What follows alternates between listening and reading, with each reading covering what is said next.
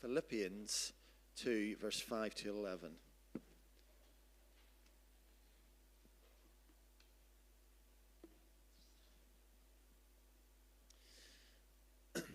In your relationships with one another, have the same mindset as Jesus Christ, who, being in very nature God, did not consider equality with God something to be used on its own advantage. Rather, he made himself nothing by taking the very nature of a servant, being made in human likeness and being found in appearance as a man. He humbled himself by becoming obedient to death, even death on a cross.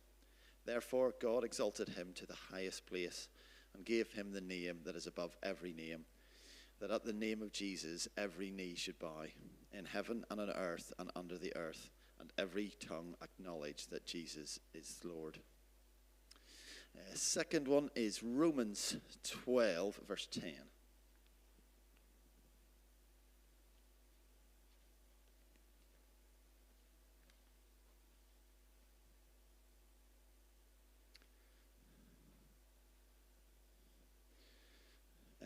Be devoted to one another in love.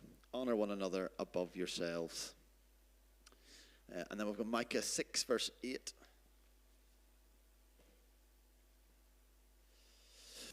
He has shown you, O mortal, what is good. And what does the Lord require of you? To act justly, to love mercy, and to walk humbly with your God.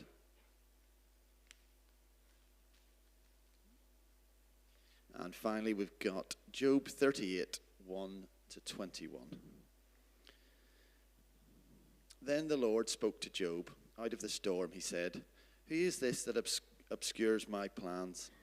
With words without knowledge, brace yourself like a man. I will question you, and you shall answer me. Where were you when I laid the earth's foundation? Tell me if you understand. Who marked off its dimensions? Surely you know. Who stretched a measure line across it? On what were its footings set, or who laid its cornerstone? While the morning stars sang together, and all the angels shouted for joy, who shut up the sea behind doors when it burst forth from the womb? When I made the clouds its garment and wrapped it in thick darkness, when I fixed limits for it and set its doors and bars in place, when I said, This far you may come and no farther. Here is where your proud waves halt. Have you ever given orders to the morning or shown the dawn its place, that it might take the earth by the edges and shake the wicked out of it? The earth takes shape like clay under a seal. Its features stand out like those on a garment. The wicked are denied their light, and the upraised arm is broken. Have you journeyed to the springs of the sea, or walked in the recesses of the deep? Have the gates of death been shown to you? Have you seen the gates of the deepest darkness? Have you comprehended the vast expanses of the earth? Tell me, if you know all this, what is the way to the abode of light, and where does darkness reside? Can you take them to their places? Do you know the paths to their dwelling? Surely you know, for you were already born. You have lived so many years.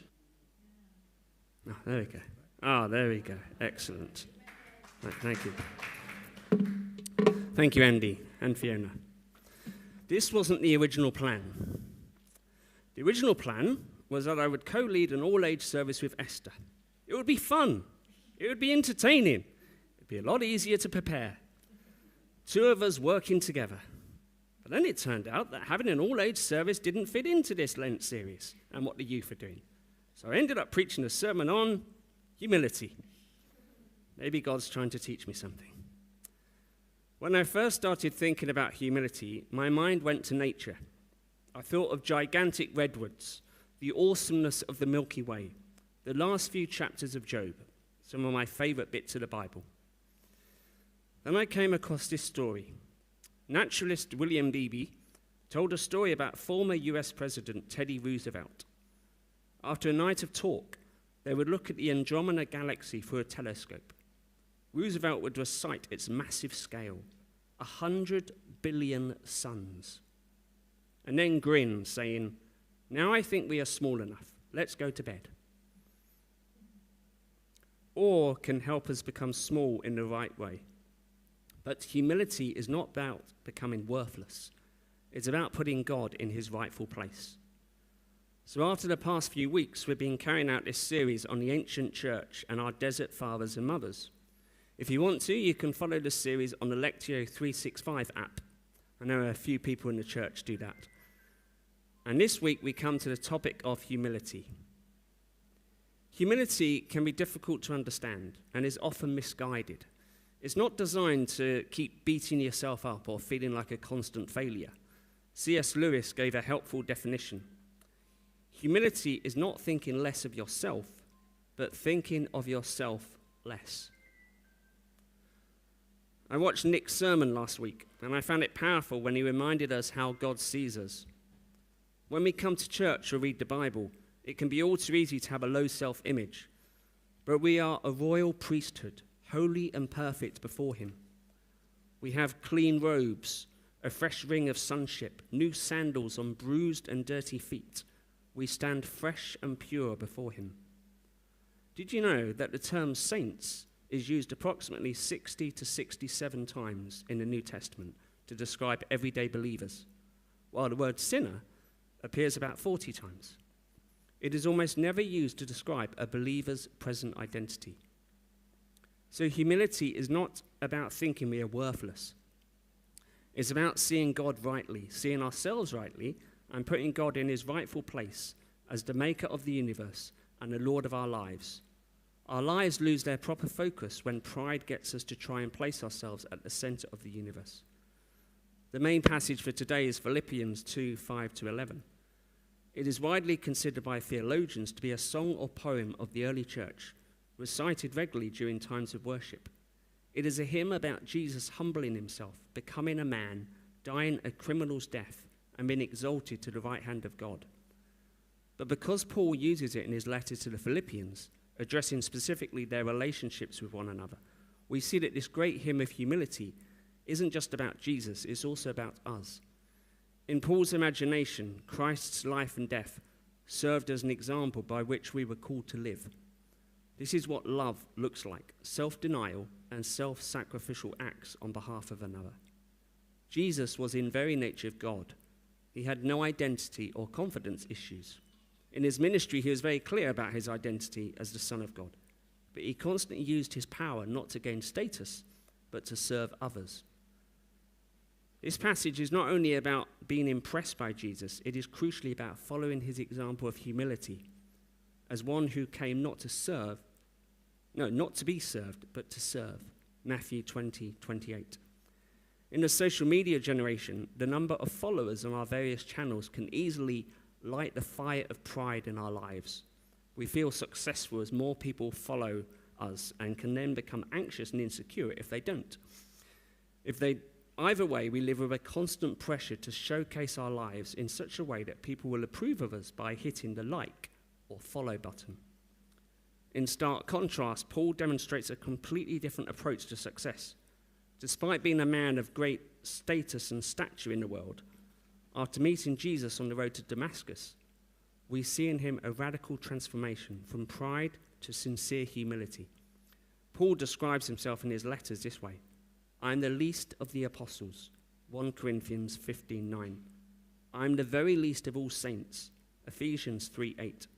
I am the foremost of sinners, 1 Timothy 1:15. Interestingly, these descriptions are dated AD 59, AD 63, and AD 64, respectively. As Paul matures in his faith, he appears to move deeper and deeper into a posture of humility. The one who began by trying to destroy the church, dragging men and women to prison in Acts 8, was transformed into a man deeply aware of his flaws, striving to live a life that glorified God. It's important to note that Paul does not become more insecure, rather his security moves away from himself and his accomplishments and becomes more deeply anchored in the person of Christ. The closer we grow to Christ, the more the fruit of humility will blossom in our lives. Worship plays a crucial role in our maturing towards humility. When I was thinking about the Bible and humility, apart from the passage from Job, I was also drawn to this verse from Micah. He has told you, O man, what is good and what does the Lord require of you, but to do justice and to love kindness and to walk humbly with your God. Micah 6:8. I wonder if you have someone who inspired you when you hear that verse, or think about the concept of humility. For Ever and me, it was a wonderful woman called Mary. Ever got to know Mary when she was a student in London, and she was a dear friend and supporter for many years. Mary was a great example of this verse. She was a nurse in Great Ormond Street, and even after she retired, she carried on volunteering for the hospital. She was a church warden and was also a tremendous prayer warrior and extender of hospitality. Ever and I enjoyed many Sunday lunches in her flat in St. Pancras, and she often had people to stay. In Paul's theology, the cross isn't just a way to salvation, but also an example of how we are to live as Christians. Mary did that so often.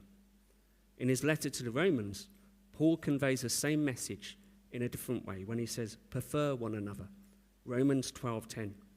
Humility done right doesn't mean we think less of ourselves, but we think more of God and more about the needs of others than our own needs. In 2018, I was travelling back by train from my monthly visit to the Wycliffe Centre in High Wycombe when I began talking to a guy sitting next to me. At one point in the conversation, he asked me if I had a faith, and I said, yes, I'm a Christian. He told me that earlier that day he had met a street pastor who kept telling him he was condemned and that his wife kept saying he was full of sin. I was quite embarrassed and ashamed to hear this and said to him, that's not how God sees you.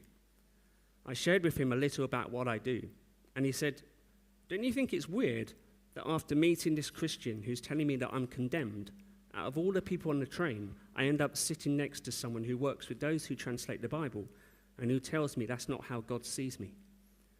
I just said that it seems like God is doing something in your life. When we got off the train, I briefly prayed for him that God would continue doing what he was doing, and then he asked if he could give me a hug. On the way home, I was totally stunned at this divine encounter that God had set up. I'd done nothing to arrange it. I just started a conversation, listened to him, and God did all the rest. God can use us in so many ways if we make ourselves available to him. So how can we make ourselves available to God this week? Here are a few suggestions. Spend 5 minutes this week in wonder before God. Look at the night sky. Walk in the park. Sit with a tree. Maybe even give it a hug. Read Job 38-42.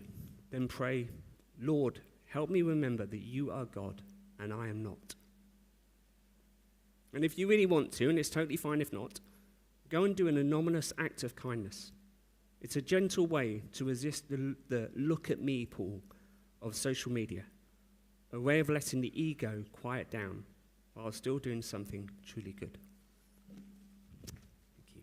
And we're going to have a song that the music team really helped choose, which is a great choice, great way of how nature describes us. And at the end, there's an oldie, golden oldie, that some of you may really appreciate.